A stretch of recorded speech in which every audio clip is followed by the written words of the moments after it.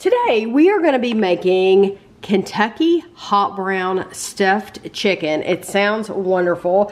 We have made a Kentucky hot brown in a recipe on the channel before, but this sounds different with the chicken. So it's supposed to look like this when it's finished. This is from the January-February 2022 issue of Southern Living magazine.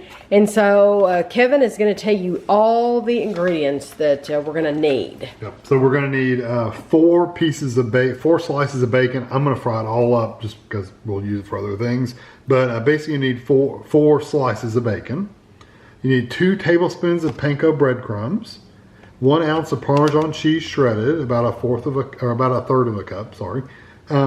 1 package of this spreadable cheese. They specifically say the garlic and herb. This is the brand they recommend as well. You need a 1/4 of a cup of chopped fresh chives. We have green onions. We couldn't find chives. We got green onions, close enough.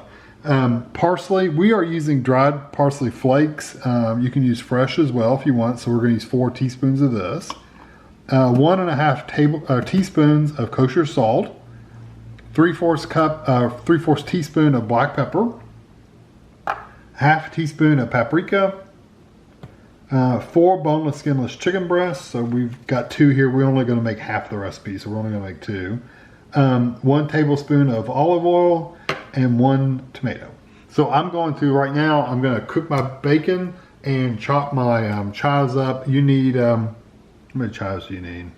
1/4 of a cup. So I'm going to chop this up and get a 1/4 of a cup, and then we'll be back. And like Kevin said, we are halving the recipe. It's only the 2 of us. This recipe works for 4. It serves 4, so it recommends 4 boneless, skinless chicken breasts. But since it's just the 2 of us, we're doing 2. Also, with the bacon, we're going to go ahead and fry up this. This is 20 ounces. We're going to go ahead and fry all of it up. That way we can use it, the rest of it, in omelets or bacon sandwiches or whatever we want. And you're just getting the kitchen messy one time. Okay, my bacon's done. It wants you to set aside 1/2 tablespoon, which is nothing. Drain the grease off. You notice I left a lot of the brown in there. That's the best part, so why get rid of it? So I'm going to basically pour, it doesn't say this in the directions, but I know that's what they want you to do. Put your 1/2 tablespoon back in there, and then you're going to add your panko. There's the bacon, by the way, that I needed. I'm going to pour my panko and a tablespoon of my Parmesan cheese in there, and I'm just going to mix it up really good. And it doesn't say anything about browning it or cooking it or anything, but I guess just mixing it in with that bacon grease is going to add a lot of flavor to it. And this pan's cool, but it's not cold. It hasn't set for very long. So that cheese might melt a little bit. So that's all I've done so far is just cook the bacon. Now I'm gonna get in there and chop up everything. The tomato you want in like slices, and you want wedges. I'll show you when I do it. Yeah, I'm gonna get my chives or my green onions as well. Okay, almost done with my prep. I've got my green onions all chopped up, and I've got tomato. I sliced it in half and just took the little core out of it. And basically you want 1/4 inch thick half moons. So I'm just cutting them. I'll turn it this way and see about how thick I'm doing them. My knife needs to be sharpened. That's what I'm gonna do. I'm gonna cut these into moon-shaped little half circles, and then what I'm gonna do with my chicken. My chicken is heavier, like thicker, and weighs more than what they're recommending. So what I'm gonna do is I'm gonna take it and just put it between. Either I'm going to put it in a bag, or I'm going to put it between 2 pieces of parchment paper and just whack it with a skillet a few times just to flatten it out a little bit. And that way it'll be a little thinner, because I don't think these are so thick that you're only supposed to bake them for 20 minutes. It's way too thick to bake in 20 minutes. So I'm going to smack them down a little bit to make them a little thinner. All right, so I've got my chicken squashed down a little bit. It's a little bit bigger, a little bit thinner, so that's good. So next thing I want to do is take this spreadable cheese. I've never opened one of these, so I'm assuming it's just right here. I'm just going to open it up and drop it in. You want it in a bowl where you could mix this and some of the seasonings together. So you got that. You've got your chives. I'm just reading my recipe to make sure. Yeah, you got your chives, or green onions in this case. You've got your 1/4 of a teaspoon of all the parsley. And then I want 1/4 of a teaspoon, it's all mixed together, 1/4 teaspoon of salt, 1/4 teaspoon of pepper, and all the paprika. That's all goes in there. And then the remaining 3 tablespoons of Parmesan cheese, that all goes in there. And this is gonna be mixed up to make a cheese spread, basically.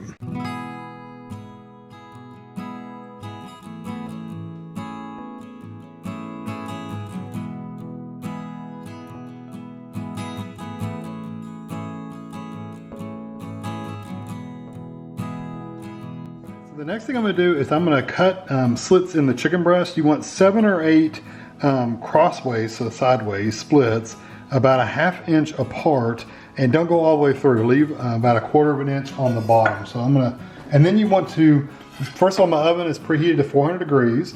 I've got a pan here just lined with aluminum foil just to keep it from messing your pan up.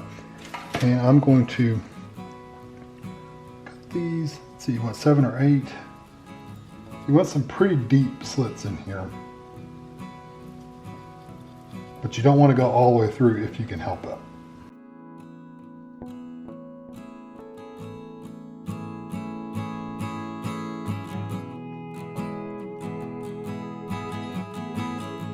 Rub each one of these with olive oil.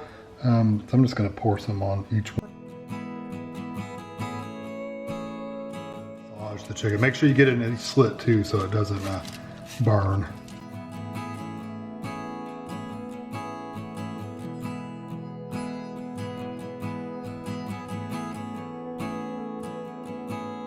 Next thing I want to do is just take basically my salt and pepper. My hands are greasy, but I'm just going to sprinkle the salt and pepper over the chicken. Again, you want to kind of get some down in the slits you made. And I'm not going to use all my salt because this is enough salt for 4. Some seasoning down in the little slots you cut. And then the pepper, same thing. Although I think I can probably safely use all this pepper.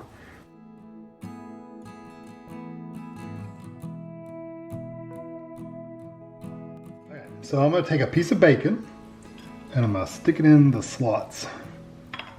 And like every other one.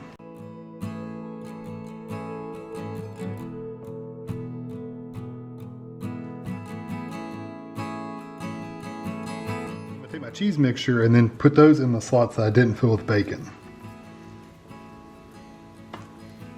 And just get in there with your hands. Like I said, you've already got, you got chicken on them anyway. You might as well just mix it all up.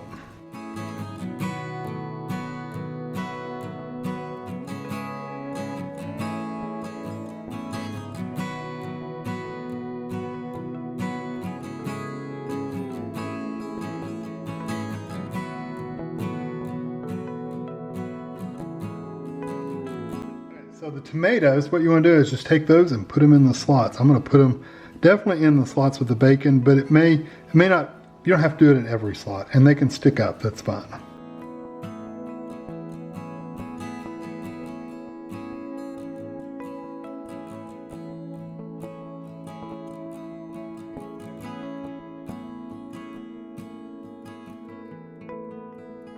Okay, so that is all of that. Now for the last step, what I want to do is take the panko breadcrumbs and the cheese that I had in the little bowl, and I'm going to sprinkle it all on top. And I'm just going to try to get it as even as I can.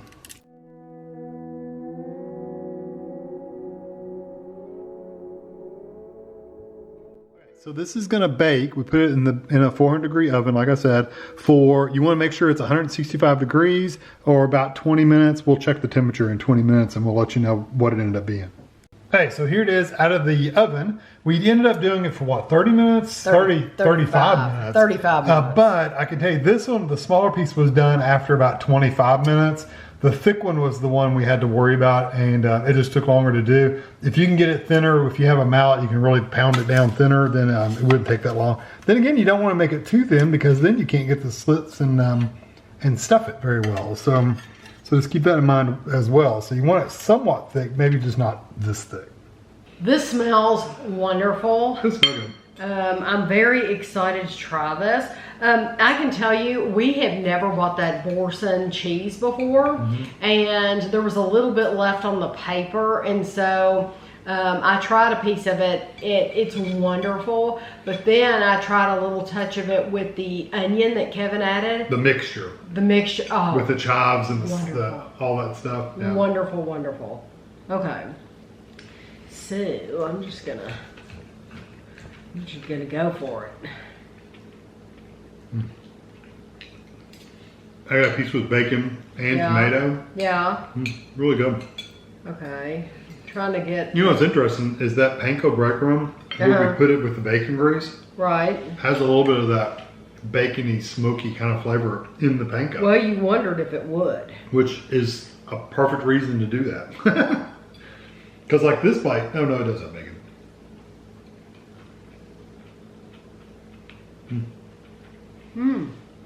It's really good. I really like the tomato. Adds a lot of flavor, doesn't it? Yes, it does. It adds a very fresh, fresh flavor to it. I was hoping to get some of the cheese. There's not a whole lot of that cheese. It's kind of all melted. The cheese, there are some things that you could do differently with this. For example, if you wanted more of that cheese, you could have spread the mixture and put it on top. Yeah. But it might not have browned right if you did that. Or, Kevin even said you could have crumbled up the bacon and put it in with the cheese, right? That would have been good too. I'll tell you what, that cheese, when you get a hunk of that cheese spread, it's awesome. It's ridiculously That's like good. the best part. Yes, that is ridiculously good. Yeah, I think I would have rather, because you don't put the cheese in every bite or every slot. I would have rather have crumbled the bacon up, mixed it with the cheese, and then shoved the cheese and bacon mixture in every slit. That way you get it in every bite, you get bacon and cheese, and then put tomatoes in those slots as well. That would have been like the best way to do it. Well, I think I love this, and I tell you, it's the cheese that makes it. It's that Boursin cheese and the onion, all that. That's what makes it. That panko crumbs with the Parmesan and the bacon grease is really good too. The panko crumbs are absolutely wonderful. Honestly, it's very, very good. Like I said, the only thing I would do differently is I would crumble the bacon up and mix it in with the cheese. I just got another big hunk of the cheese and the panko. It's excellent. Oh my gosh. And the panko is crispy where it's on top. It's wonderful. So they say in their directions that you're active for 20 minutes, but it's total 40 minutes. It took us a total of 2 hours, but that's bake time and everything. That is the bake time. That is making a 20-ounce package of bacon too. We fried the whole package of bacon. And so just know that for real people time, it'll probably take you about 2 hours, but it's absolutely delicious. I went online and I looked to see if I could find the written instructions for you. I did. So right below this video, there's a description. And I'm going to have a link, so if you want to click on that link, you can go there and you can make this yourself. And if you want to use fresh parsley, you can, but we didn't. I was going to say, the dry parsley worked perfectly fine. Yes, absolutely. Just don't use a fourth, what was it called for, a fourth of a cup? No, we use 4 teaspoons of dry. If you use dry, use about 4 teaspoons. Don't use the full whatever it said of the fresh, because it's a lot different measuring. But this is hearty, stick to your ribs. Oh, yeah. Like I said, there's 2 things I would do differently. I would try to find chicken that was a little thinner, not the strips. You don't want you want chicken breast that maybe you can just get a little thinner or smack it down where it's thinner. And I would crumble the bacon up and mix it with the cheese. That's really the only 2 things I would do differently. Everything else is perfect. Yeah, wonderful. And they have a salad along the side of it. You could have a salad with it. I can't imagine. What? Because it's so good. It's going to be so full. Yeah, you're going to be very, very full. But this recipe is supposed to be for 4 pieces. So you'll have to let me know if you've ever made it or made anything like it. Maybe you've made something very similar, but you put different things in the slots. If I were to do this again, if I were to make 4, because remember, we did the full recipe, except we just did it on 2 pieces of chicken. Right. I would double the panko and cheese. Yes. Because I want that much panko and cheese on each piece. Yes, not just the more the merrier. So we would have divided this up into 2 more pieces. It would have been a lot less. So I would have doubled the panko and cheese, and I probably would have been fine with the cheese because you just wouldn't have put as much cheese in there. And plus, if you mix the bacon in, it's going to spread it a little bit longer anyway. Right. So it'd be fine. Yeah. So I hope you enjoyed the video, and thanks for watching.